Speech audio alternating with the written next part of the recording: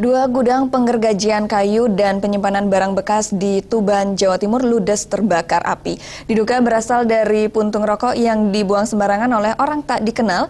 Tidak ada korban jiwa dalam peristiwa ini, namun kerugian ditaksir mencapai ratusan juta rupiah. Kebakaran hebat menimpa gudang penggergajian kayu dan barang bekas milik Haji Raswan di tepi jalur Pantura Tuban, Surabaya, tepatnya Desa Widang, Kecamatan Widang, Tuban, Jawa Timur. Cuaca panas dan banyaknya bahan kering dalam gudang menyebabkan api dengan cepat membesar hingga membumi hanguskan seisi bangunan. Bahkan seluruh barang bekas dan serbuk kayu di dalamnya ludes, tak tersisa. Sejumlah pekerja gudang menduga kebakaran dipicu puntung rokok yang dibuang orang tak dikenal tepat di halaman gudang. Api rokok yang jatuh di rerumputan kering langsung menyambar bangunan gudang, hanya dalam waktu hitungan menit. Mengetahui hal ini, para pekerja gudang sempat berupaya memadamkan api. Namun karena peralatan terbatas, api bukannya padam, namun justru makin besar hingga meludeskan seluruh isi gudang.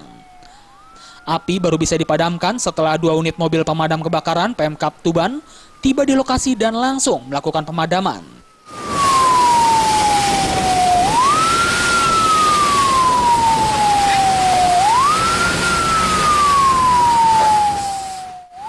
Saya pas leye-leye ada orang yang bilang, orang yang antarkan sekolah itu ada orang yang bilang ada orang bakar-bakar di jalan.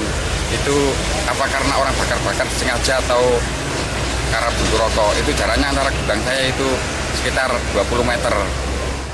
Dan warung itu berupaya untuk memadamkan api dengan mencari air di sekitar warungnya. Ternyata karena angin sangat besar, begitu dia selesai ngambil air, kembali sudah api lari ke yang dekat tempat rosokan. Beruntung tidak ada korban jiwa dalam peristiwa ini, namun kerugian ditafsir mencapai 250 juta rupiah. Dari Tuban, Jawa Timur, Sumali Malwapati melapor.